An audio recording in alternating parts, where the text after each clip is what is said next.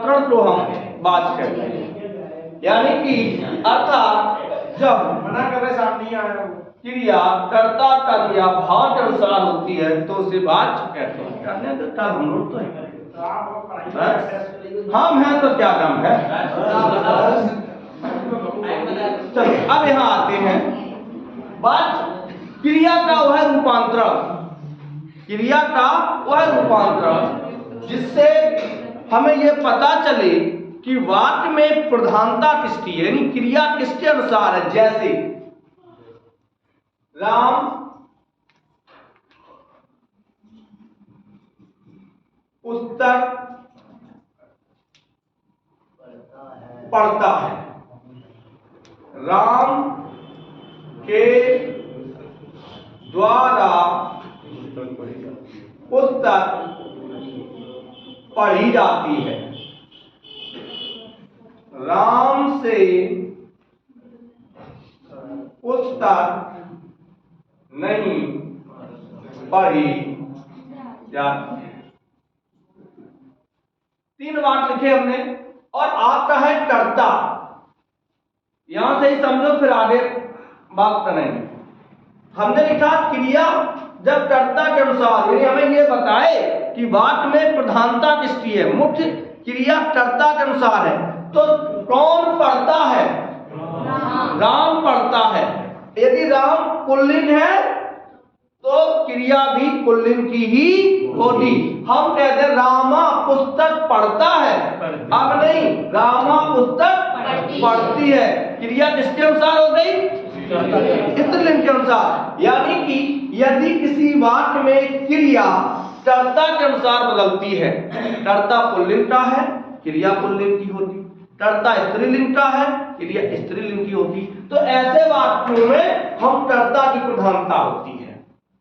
क्रिया किसके अनुसार होती है, कर्ता की। दूसरे पुस्तक कर्म है, राम के द्वारा पुस्तक पढ़ी जाती है, हम चाहे रामा के द्वारा पुस्तक पढ़ी जाती है, चाहे राम कर दे चाहे राधा कर दे। मान के चलिए हमने यहां लिख दिया राम के द्वारा ग्रंथ पढ़े जाते हैं, ग्रंथ पुल्लिंग है, लेकिन यदि हम कहें राधा के द्वारा ग्रंथ पढ़ी जाती है तब भी होगा पढ़े जाते हैं, क्योंकि यहाँ क्रिया जो है वो कर्म के अनुसार है। किसके अनुसार है, कर्म के अनुसार। यहाँ खुद क्रिया की प्रधानता है, क्रिया अपने अनुसार है। राम से पुस्तक नहीं पढ़ी जाती, सही है, राम से गाना नहीं गाया जाता, अब नहीं खाया जाता, चाहे पुल्लिंग हो चाहे स्त्रीलिंग हो, सही है।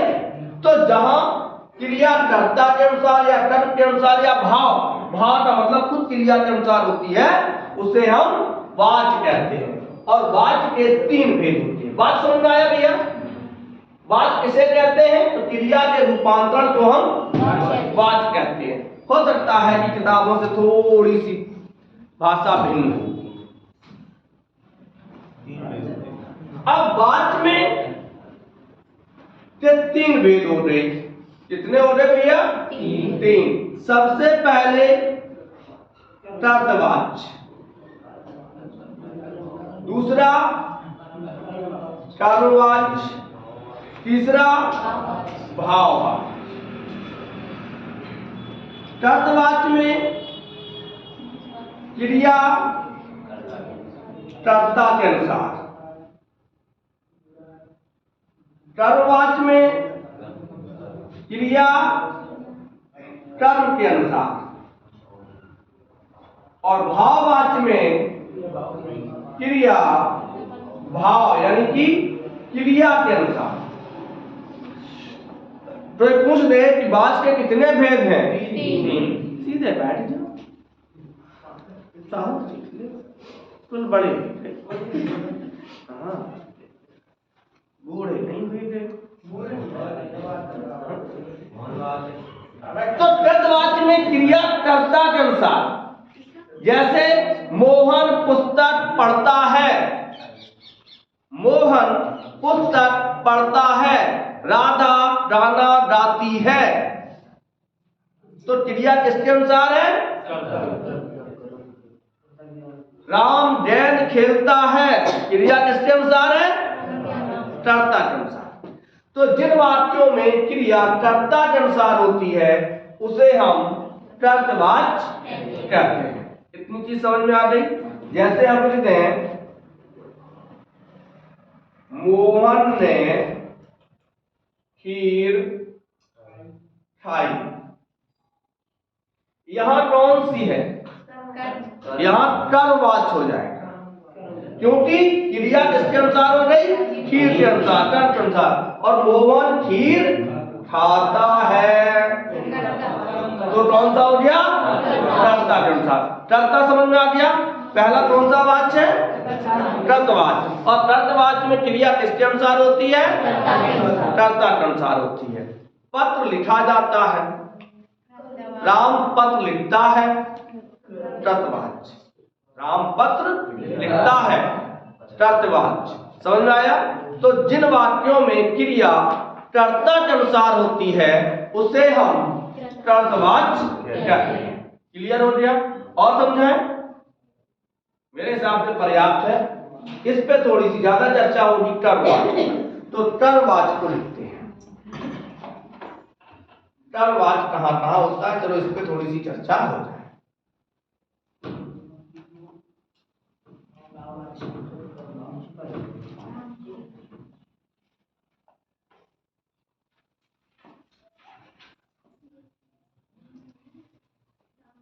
कर्मवाच्य क्रिया कर्म के अनुसार प्रयोग। क्रिया किसके अनुसार हो? कर्म के अनुसार उसका उपयोग किया जाए तो क्रिया क्या होता है? कर्मवाच्य होता है। जैसे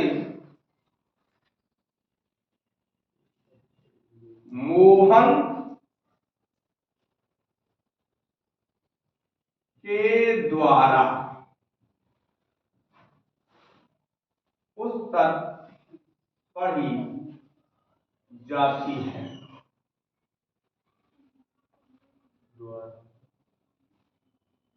खीर खाई जाती है। तो आपने देखा पत्र पढ़ा जाता है, चिट्ठी लिखी जाती है। हमने 4 बार बताया। मोहन के द्वारा पुस्तक पढ़ी जाती है। मोहन पुल्लिंग है लेकिन पुस्तक स्त्रीलिंग है, कर्म है तो क्रिया स्त्रीलिंग की है। खीर खाई जाती है, राम के द्वारा खीर खाई जाती है या राधा के द्वारा खीर खाई जाती है, तो खीर किसी न किसी के द्वारा खाई जाती है। पत्र पढ़ा जाता है, राधा के द्वारा पत्र पढ़ा जाता है। राधा स्त्रीलिंग है लेकिन क्रिया किसके अनुसार है? पत्र के अनुसार, कर्म के अनुसार। चिट्ठी लिखी जाती है, चाहे वो राम लिखे चाहे राधा लिखे। सही है? तो जिन वाक्यों में क्रिया कर्म के अनुसार होती है उसे हम कर्मवाच्य कहते हैं। थोड़ा सा इस पर चर्चा हो जाए कि कर्मवाच्य का प्रयोग कहां कहां हो सकता है। सबसे पहले जब कर्ता अज्ञात हो, हमें जब कर्ता का पता ना हो, कर्ता कौन है, करने वाला कौन है, जब इसका पता नहीं होता है तब कर्मवाच्य का प्रयोग होता है। जैसे अभी हमने एक बात लिखी थी, चिट्ठी लिखी जाती है, चिट्ठी लिखी जाती है। तो अब कर्ता अज्ञात है, किसके द्वारा लिखी जा रही है? हो सकता है कर्ता पुल्लिंग हो सकता है कर्ता स्त्रीलिंग हो, लेकिन चिट्ठी लिखी जाती है तो कर्ता किसी न किसी के द्वारा लिखी जा रही है। लेकिन यहां क्या है? कर्ता मेरा अज्ञात है, हमें पता नहीं कौन लिख रहा है। तो जब कर्ता अज्ञात होता है तो कौन सा वाच्य होता है? टर्वाच कब होगा? जब कर्ता अज्ञात हो। कल परीक्षा फल प्रकाशित किया जाएगा। कल रिजल्ट आपका सुनाया जाएगा। हो सकता है मैम सुनाए, लेकिन क्या है? कर्ता अज्ञात है। तो जब कर्ता अज्ञात होता है, जिन वाक्यों में कर्ता अज्ञात होता है उन वाक्यों में टर्वाच का प्रयोग होता है। क्लियर है? कर्ता के अज्ञात होने पर कौन सा वाक्य होता है? टर्वाच। जैसे चोर समझकर भिखारी को पीटा। चोर समझकर भिखारी को पीटा। हो सकता है महिलाओं ने पीटा हो, पुरुषों ने पीटा हो, किसी न किसी ने पीटा हो, लेकिन किसने पीटा ये हमें पता नहीं है। तो ऐसे समय में क्या है? चोर समझकर भिखारी को पीटा। तो ये कौन सा वाक्य हो गया? टर्वाच। चलो दूसरा देखते हैं और कहां प्रयोग होता है। ये समझ में आया? चलो आगे आता है कानूनी या सरकारी। सरकारी या कानूनी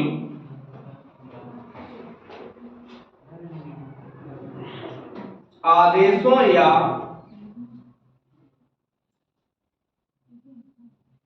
आदेशों में जब हम कोई सरकारी या कानूनी व्यवहार प्रयोग करते हैं तो वहां पर भी टर्वाच का प्रयोग होता है। जैसे आप ट्रेन पे जा रहे हैं, आप विद्यालय में परीक्षा दे रहे हैं, तो नकल करना या बिना टिकट जाना कैसा है? अपराध है, कानूनी अपराध है। तो नकल करते हुए छात्रों को परीक्षा से बाहर किया जाएगा, चाहे वो छात्र हो या छात्रा हो। बिना टिकट पकड़े गए यात्रियों को सजा दी जाएगी, चाहे वो महिला हो या पुरुष हो। सही है? अच्छा एक चीज है, कभी कभी आपने देखा होगा कि अनाउंस होता है, तो जब सूचना दी जाती है तो आपको सूचित किया जाता है। ये तो कहा जाता है आपको सूचित किया जाता है। तो ऐसे वाक्यों में वो सरकारी या कानूनी व्यवहार होते हैं, आदेश जो होते हैं, उनमें भी किस बात का प्रयोग है? भाई आदेशित आपको सूचित किया जाता है कि, अब जो भी सूचना हो, लेकिन उसको सूचित करने वाला व्यक्ति महिला भी हो सकती है, पुरुष भी हो सकता है। सुनने वाला व्यक्ति महिला भी हो और पुरुष भी है। तो ऐसे वाक्यों में किसका प्रयोग होता है? टर्वाच का प्रयोग होता है। दूसरा देख लेते हैं, मैं नेक्स्ट को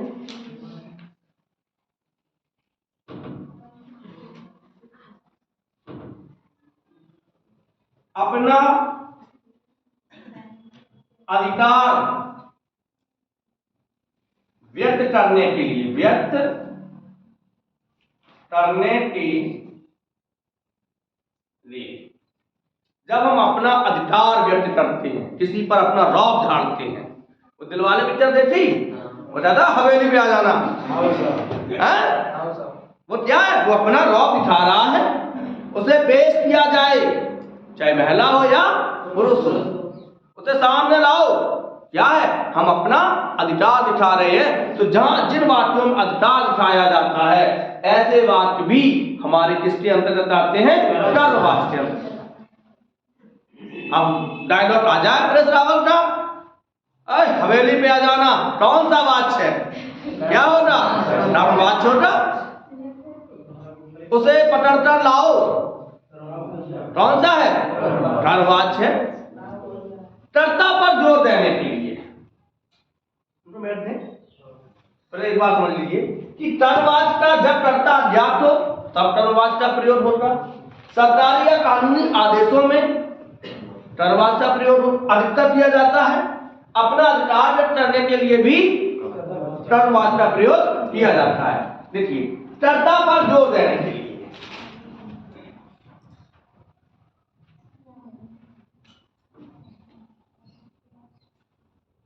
कर्ता पर जोर देने की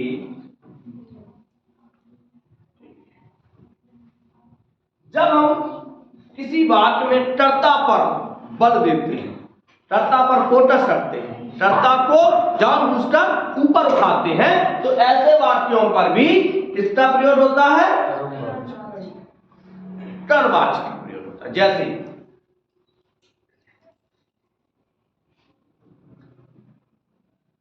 कंस कृष्ण के द्वारा मारा गया। कंस कृष्ण के द्वारा, तो देखिए कंस क्या है, यहां पे कर्म है, कर्ता क्या है? कृष्ण। कंस किसके द्वारा मारा गया? कृष्ण के द्वारा मारा गया। तो जब हमने जैसे रावण राम के द्वारा मारा गया,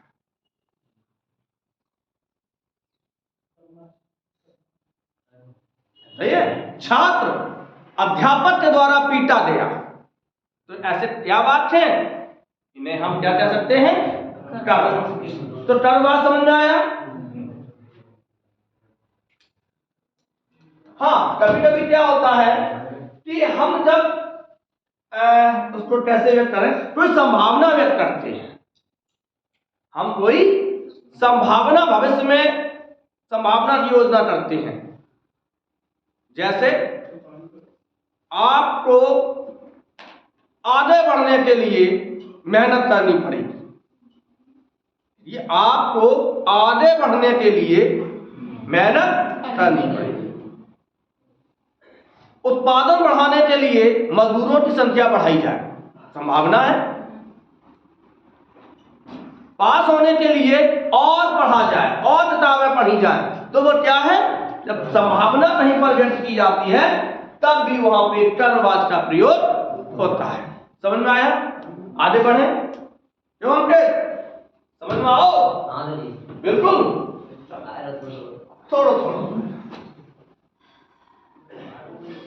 थोड़ा थोड़ा आएगा, कल बहुत बहुत आएगा। फीसद पीसियो, अपनी सीटा सीखियो, फिर बार बार टुकना पीसियो।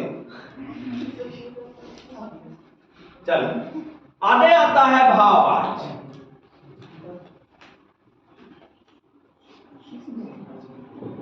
भाववाची, भाव का मतलब ही वाच में क्रिया होती है। क्या होती है? क्रिया। जिन वाक्यों में न कर्ता की प्रधानता हो न कर्म की प्रधानता हो, सब हटा क्रिया जाता है। अब तो भावराज चले जाए, हमारी प्रधानता हो तो उन्हें हम मुझसे नहीं हंसा जाता, मुझसे नहीं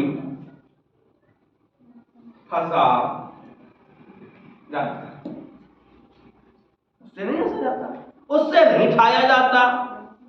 अब भैया नहीं, चलो जा, तो कह देते हैं भैया अब नहीं चला जाता है। तो ये क्या है? भाव, जहां क्रिया की प्रधानता। जिन वाक्यों में क्रिया की प्रधानता होती है उन्हें हम भाववाची कहते हैं। अब नहीं पढ़ा जाता, भाववाची। चलो आगे बढ़ते हैं। अब इन पर 2-3 चीजों पे थोड़ी सी चर्चा चला, बड़ी छोटी।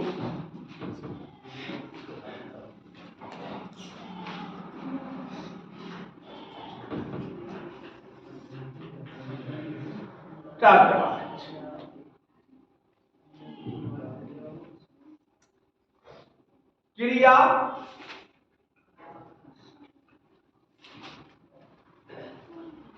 सकर्मक एवं अकर्मक दोनों हो सकती। जो तर्कवाची होता है उसमें क्रिया सकर्मक भी हो सकती है और अकर्मक भी। राम पुस्तक पढ़ता है, राम पढ़ता है, राम पुस्तक पढ़ता है और राम पढ़ता है। तो देखिए राम पढ़ता है या राम दौड़ता है, राम खेलता है, तो क्रिया सकर्मक और अकर्मक दोनों होती है। पूछ दिया जाता है कि कर्तवाच्य में क्रिया होती है सकर्मक अकर्मक, सकर्मक एवं अकर्मक, इनमें से कोई नहीं, तो सकर्मक एवं अकर्मक। दूसरा कर्मवाच्य,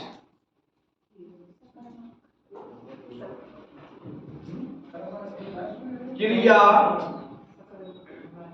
सदैव, सदैव माने सदा ही,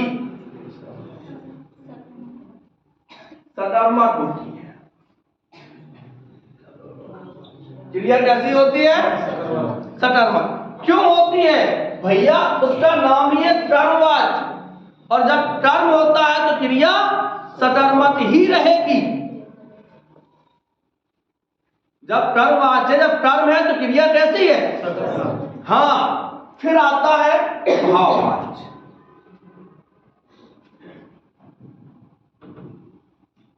क्रिया अकर्मक, सदैव अकर्मक रहती है, अकर्मक होती है। अब मैं पूछ दे कि कर्मवाच्य में क्रिया होती है सकर्मक, भाववाच्य में क्रिया होती है, यानी एक में सकर्मक, भाव में अकर्मक, और कर्ता में सकर्मक और अकर्मक दोनों। 1 मिनट का टाइम और है, बस 1 मिनट लगेगा। एक प्रश्न पूछा जाता है,